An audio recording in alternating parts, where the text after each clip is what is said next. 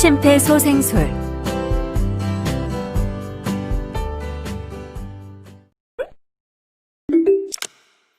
이번 시간에는 심폐소생술에 대해 전반적으로 살펴보도록 하겠습니다. 먼저 인증에서의 고위험 환자 진료체계 심폐소생술 및 기본소생술에 대해 알아보고 응급상황 대처 및 기록관리 및 제세동기 사용 방법에 대해 알아보도록 하겠습니다.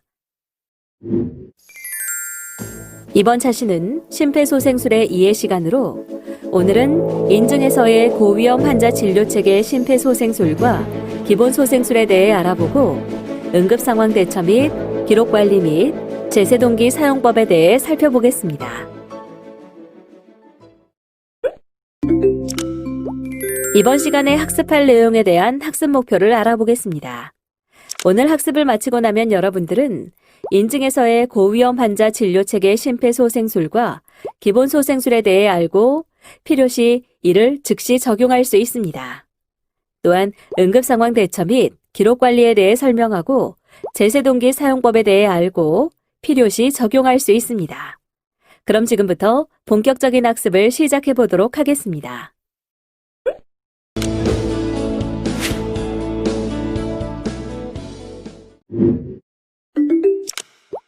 국내 인증 기준 고위험 환자 진료체계 심폐소생술은 심폐소생술이 요구되는 환자에게 양질의 의료 서비스를 제공합니다.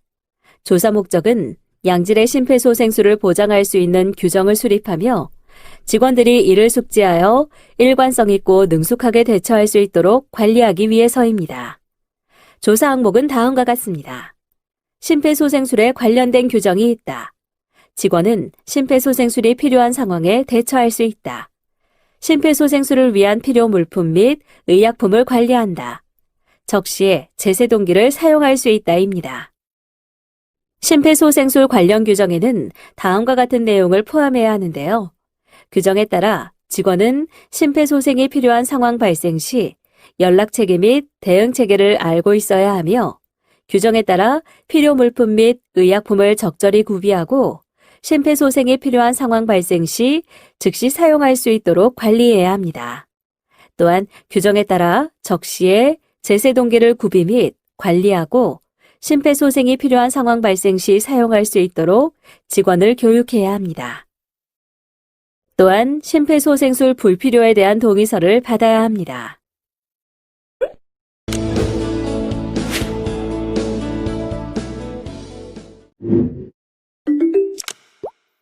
심폐소생술이란 무엇일까요?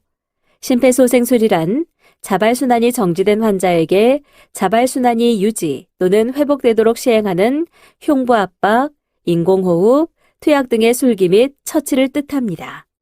심정지 환자의 생존율을 증가시키기 위해 반드시 필요한 일련의 단계들을 생존사슬이라 하는데요.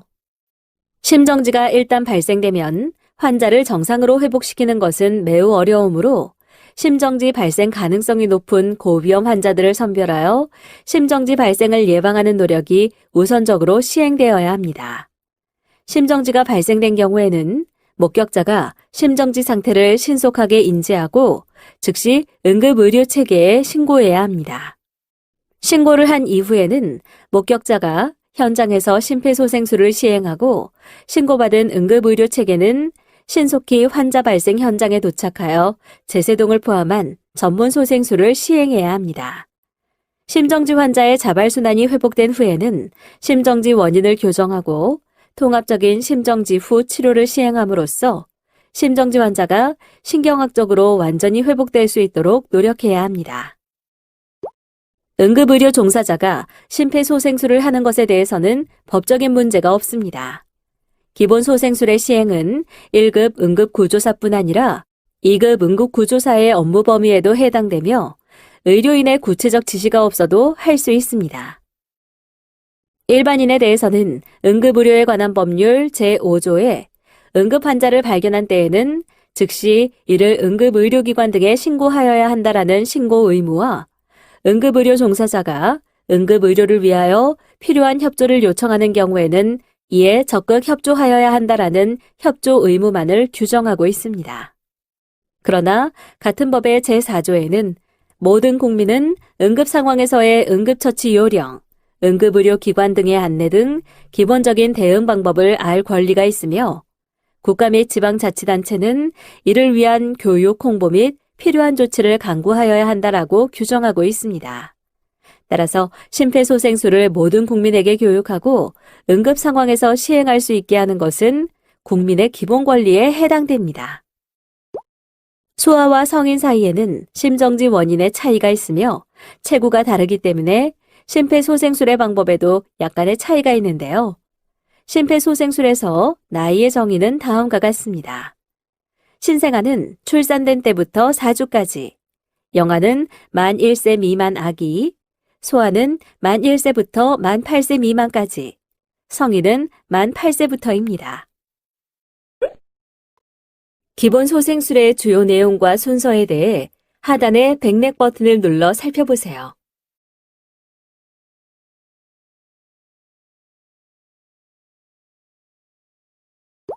그리고 기본 소생술은 다음과 같은 순서로 진행합니다.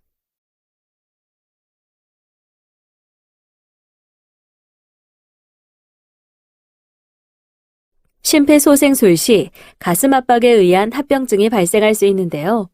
가슴 압박이 적절히 시행되더라도 늑골골절이 발생합니다. 심폐소생술 후 사망한 환자를 부검한 연구에 의하면 늑골이나 가슴뼈의 골절이 흔히 관찰되었으며 드물지만 기흉, 혈융, 폐좌상, 간열상, 지방색전증, 혈심낭염, 대동맥열상, 비장 손상 등이 발생한다고 알려져 있습니다.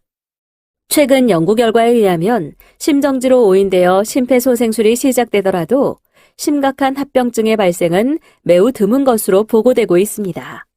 심정지가 아니었음에도 불구하고 전화 지시에 의해 심폐소생술을 시행받은 환자의 2%에서만 골절이 확인되었고 12%는 불편감을 호소하였으나 내부 장기 손상은 관찰되지 않았습니다. 이처럼 심폐소생술에 의한 합병증의 발생 가능성과 심폐소생술에 의한 소생 가능성의 효과를 비교한다면 심정지가 의심되는 환자에게 심폐소생술을 시행할 것을 권고합니다. 의료 제공자는 머리나 목에 외상의 증거가 없는 심정지 환자의 기도를 확보할 때 반드시 머리 기울임, 턱 들어 올리기의 방법으로 기도를 유지해야 합니다. 인공호흡 시 1초에 걸쳐 인공호흡을 하며 가슴 상승이 눈으로 확인될 정도의 1회 호흡량으로 호흡합니다. 2인 구조자 상황에서 전문 기도기가 삭관된 경우에는 6초마다 1회 인공호흡을 시행하며 가슴 압박 동안에 인공호흡이 동시에 이루어지지 않도록 주의하며 인공호흡을 과도하게 하여 과환기를 유발하지 않도록 주의합니다. 인공호흡 방법에는 입 인공호흡, 입 보호기구 인공호흡, 입-코, 입창 인공호흡, 백마스크 인공호흡, 전문 기도기 삭관 후의 인공호흡 방법이 있습니다. 가슴 압박 소생술은 가슴 압박과 인공호흡을 함께하는 심폐소생술과 달리 인공호흡은 하지 않고 가슴 압박만을 시행하는 심폐소생술입니다. 심장성 심정지에서와 같이 저산소증이 없는 상태에서 갑자기 심정지가 발생되면 심정지의 발생 초기에는 혈중의 상소 농도가 급격히 감소하지 않고 수분간 유지되는데요. 가슴 압박 소생술은 인공호흡을 하지 않고 지속적으로 가슴 압박만 시행하기 때문에 가슴 압박의 중단을 최소화함으로써 관상동맥 관류압을 지속적으로 유지하는 것이 가능합니다. 따라서 심정지의 초기에는 인공호흡이 반드시 필요하지 않을 수 있습니다. 가슴 압박 소생술에 도입한 것은 심정지 환자를 발견한 목격자가 아무것도 하지 않는 것보다 가슴 압박만이라도 시행하는 것이 심정지 환자의 생존율을 높이기 때문입니다. 그러나 심폐소생술을 교육받지 않았거나 숙련되지 않은 일반인도 가슴 압박만 시행하는 심폐소생술을 할 수 있으며 일부의 심장성 심정지 환자에서는 가슴 압박 소생술과 심폐소생술이 생존율에 미치는 결과가 비슷하기 때문입니다.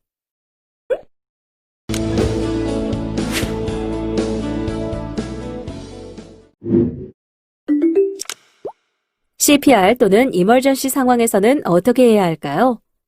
듀티당 두세 명의 널스가 근무 시 우선 담당 간호사가 이멀전시라고 외친 후 주위의 도움을 받습니다. 각 널스마다 책임 한계를 정하여 신속하고 정확히 응급 상황에 대처해야 합니다. CPR 발생 시 연락 체계에 대해 알아보겠습니다. 외래 근무 시간 내에 원내 0번으로 CPR 방송 요청을 합니다. 땡땡병동 코드블루 또는 땡땡병동 소아 코드블루라는 방송 즉시 CPR 팀원은 제세 동기를 가지고 즉시 CPR 발생 장소로 집결합니다. 야간 및 공휴일에는 방송 없이 당직실에 전화하고 당직실에서 즉시 인접 병동 및 지원 가능 부서에 지원 요청을 합니다. 심폐소생술 시 다음과 같이 역할을 분담하여 시행합니다.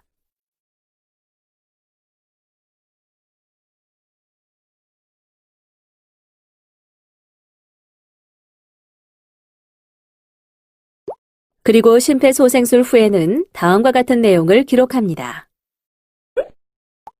응급 상황 시 수혈, 수술의 가능성이 있으므로 18게이지 이상 NGO로 IV 루트를 확보합니다. 이때 정맥은 상완 정맥이나 심장에서 가까운 정맥을 활용하여 약물 투여 시 정맥 주사 후 20cc의 수액을 빠른 속도로 주입 또는 10초에서 20초간 사지를 들어주어 약물이 빨리 중심 정맥에 도달할 수 있도록 합니다. 만약 수액 처방이 없을 경우 노말셀라인 1리터를 기본적으로 준비하여 정맥을 확보하도록 합니다. 이번에는 인튜베이션에 대해 알아보겠습니다. 먼저 머리를 신전시킨 후 엠부베깅을 시행하여 충분하게 100%의 산소를 공급하며 환자의 의치나 구강 내 이물질은 미리 제거합니다. 이때 다음과 같은 물품을 준비하도록 합니다.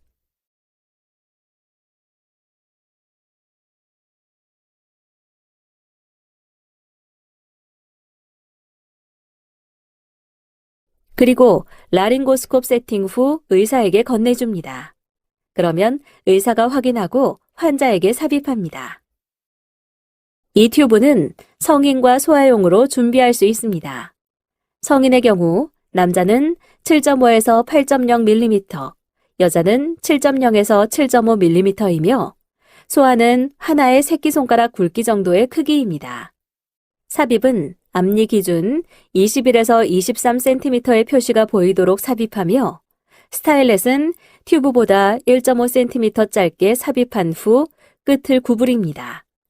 준비된 이 튜브를 크린조에 담가 주사기로 공기 8에서 10cc의 공기 주입 후 새는 곳이 없는지 확인한 후 새는 곳이 없으면 공기를 제거한 후 의사에게 건네줍니다. 그런 다음 머리를 과신전시키지 않고 베개나 시트를 이용하여 약간 올리며 머리는 신전, 목은 굴곡, 환자의 입, 인두, 기관이 일직선상에 놓일 수 있도록 합니다. 그런 다음 의사가 기관 내 튜브를 삽입합니다. 그리고 이 튜브를 고정합니다. 먼저 에어웨이를 넣고 스타일렛을 제거한 후 발루닝 후 이 튜브를 고정합니다. 이때 튜브를 볼에다 반창고로 단단히 고정합니다. 그런 다음 청진과 엑스레이 촬영으로 기관 내관의 위치를 확인합니다. 이때 기관 내관의 끝은 좌우 기관지 분기점인 용골에서 약 3cm에 위치해야 합니다. 기관 내 흡인을 하며 엠부백, O2를 연결하거나 인공호흡기를 달아줍니다. 그리고 호흡음을 청진하고 삽입한 튜브 사이즈, 삽입 깊이, 에어 주입량, 호흡음, 환자의 반응을 기록합니다. 기관 내 삽관 환자는 어떻게 간호해야 할까요? 기관 내관이 빠지지 않도록 고정하고 입술 가장자리에 닿는 기관 내관의 삽입 길이를 확인하고 기록합니다.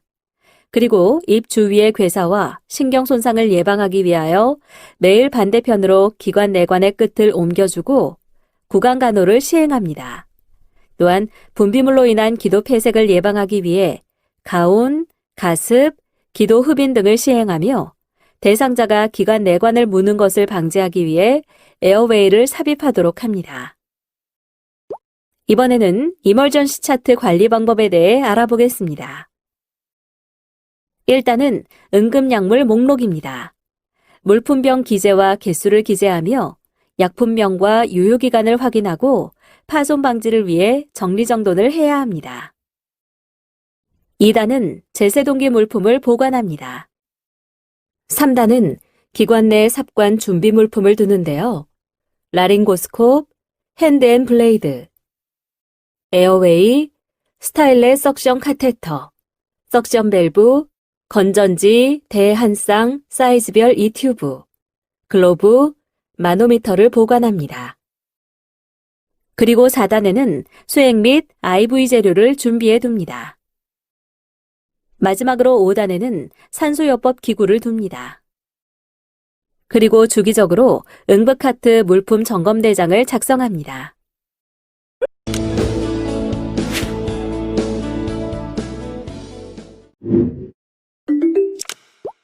신속한 제세동과 심폐소생술이 심정지 환자의 소생에 중요한 영향을 미치는 이유는 무엇일까요?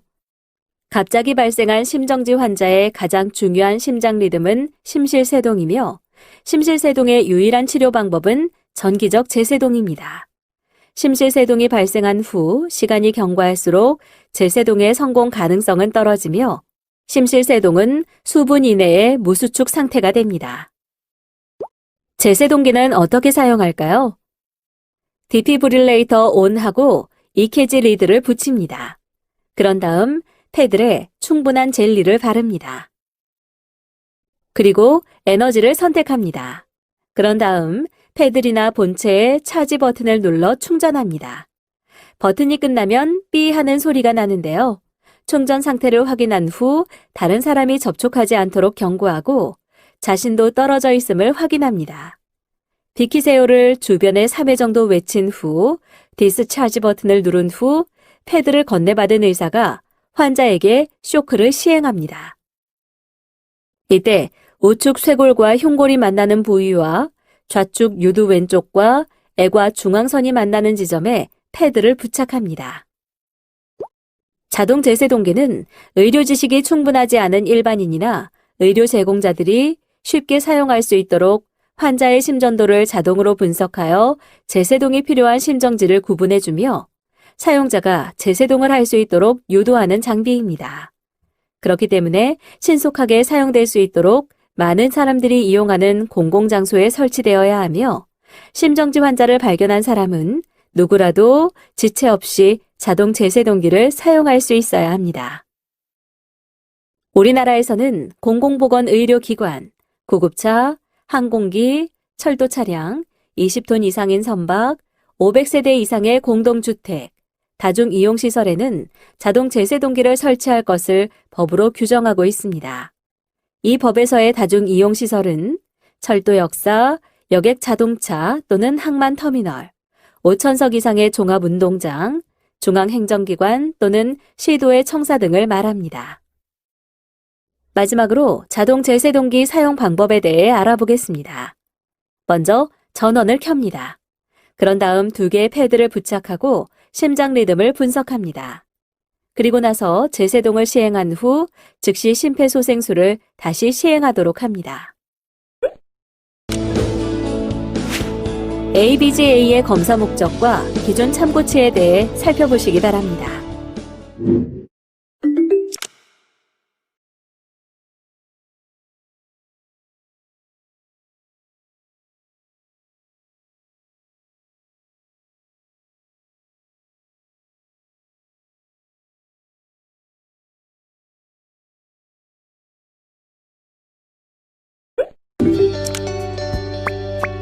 다음의 질문에 대한 각자의 의견을 입력하고 저장하기 버튼을 클릭하세요. 전문가 의견 보기를 클릭하면 전문가의 의견을 살펴보실 수 있습니다. 이번 시간의 학습 목표를 잘 성취하였는지 퀴즈를 통해 확인해 보도록 하겠습니다. 지금까지 배운 내용을 떠올리며 천천히 읽어보시기 바랍니다. 내용을 출력하여 필요할 경우 한 번 더 살펴보면 더 많은 도움이 될 수 있습니다.